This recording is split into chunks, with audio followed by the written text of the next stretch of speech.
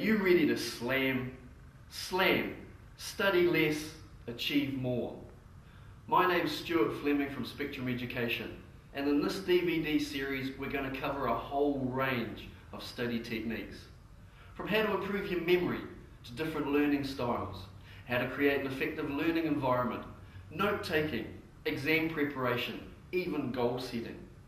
If you use just 4 of these techniques, we guarantee your grades will improve. Use more than 4, your results will go even higher.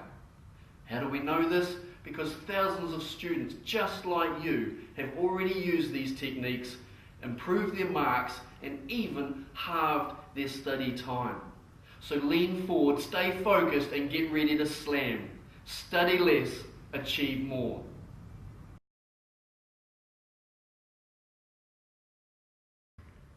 So let's start with study tip number 1. Use lots of colour. Colour is really, really important in your note-taking. Traditionally in schools we've used blue or black, and your notes may look something similar to this: monotone, monotonous, and boring for the brain. If your notes are boring, they'll be very hard to learn and very hard to remember. So get some coloured felt pens, get some coloured pencils, and make your notes look a little bit more colourful, using visual note-taking such as this, or there are other ways to take notes as well. It could be mind mapping, or simply by just putting it anywhere on the page that it fits. Now it's the colour that's important, because colour is found right next to long-term memory in the brain.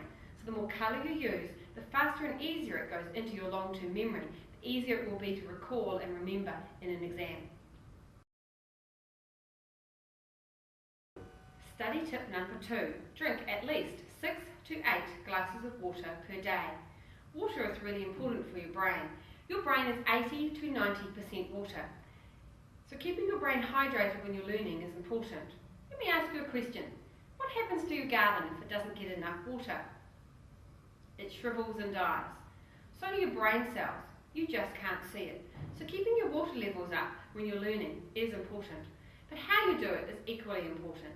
If you put a teaspoon of coffee, tea or orange juice into the water, it is no longer water, it is a food. And as amazing as your body is, it cannot separate the two. It does not hydrate the brain. It's only pure water that hydrates the brain. Out of the tap is fine, or if you can get a filtered source, that's even better. Now if you're experiencing any stress, under stress your brain also dehydrates. Have you ever had the experience where you've had to get up in front of your class and speak and suddenly your throat goes dry? That's stress. When you're stressed, you dehydrate. So it's important under stressful situations to drink more water. So when you're studying, when you're doing exams, drink more water to keep your brain hydrated, and you'll find memory and thinking easier.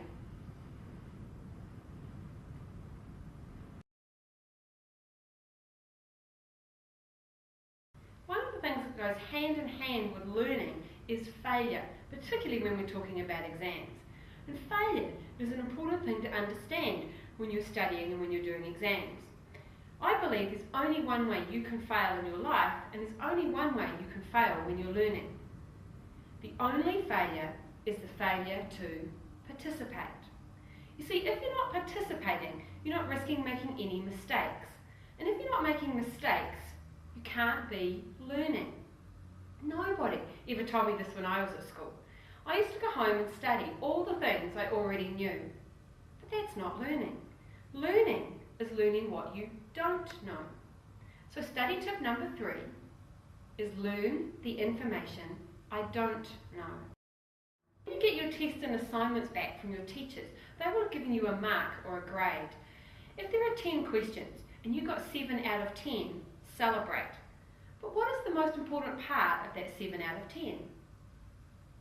It's the 3 that you got wrong. The 3 tells you what you still need to learn.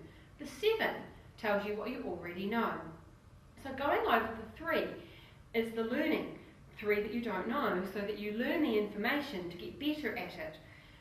Passing a test doesn't mean you've learned the information at the best of your ability. So the only failure is the failure to participate. Go back, learn the information that you don't know. Now most people don't do this because of study tip number 4. Study tip number 4 is everything is hard before it is easy. What does that mean? Everything that you can do now was once hard. Have you ever watched a child learning to walk? They stand up, they wobble around, they take a step, they fall down. They get up, they wobble around, they take a step, they fall down. Now this can go on for months and months. As a parent, is there ever a time a parent would say to a child, "That's it, you've fallen over too many times, you're a failure at walking"? Of course not. As humans, we're designed to learn to walk, and there's nobody that ever fell over 3-4 times and said, "That's it, I'm going to crawl for the rest of my life." We keep getting back up, we do it again, we get back up, we do it again. This is the same with learning and studying. One of the things some people do, however, when they fall down in life and they make a mistake, is they deny or they pretend they don't really know what's going on. Sometimes what people do is they make excuses for why their exam marks are what they are. It's the teacher's fault, it's my parents' fault because I'm not smart, attractive, bright, beautiful or wealthy. And they make excuses of time. I haven't got enough time to study in my busy life. Or sometimes what people do is they blame other people. Again, like I blame my teachers because they didn't teach me well enough. Of course, if you are denying making excuses or blaming, you become a victim of life and you don't learn from the experiences. To truly learn from the experiences that you have in life, you need to take ownership of the information and own the marks that you get back and say, "Hey, maybe I should have studied a little bit harder, maybe I could have done this a little bit differently."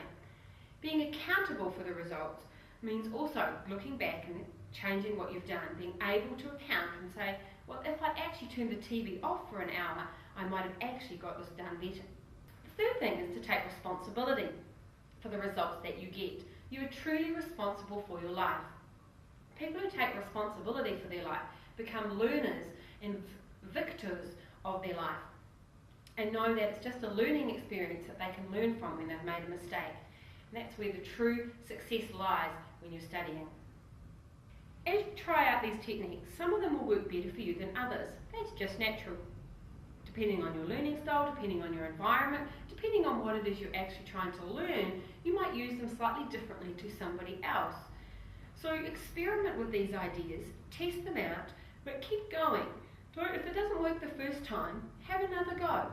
Modify it, change it, make it work for you, because they are truly successful strategies.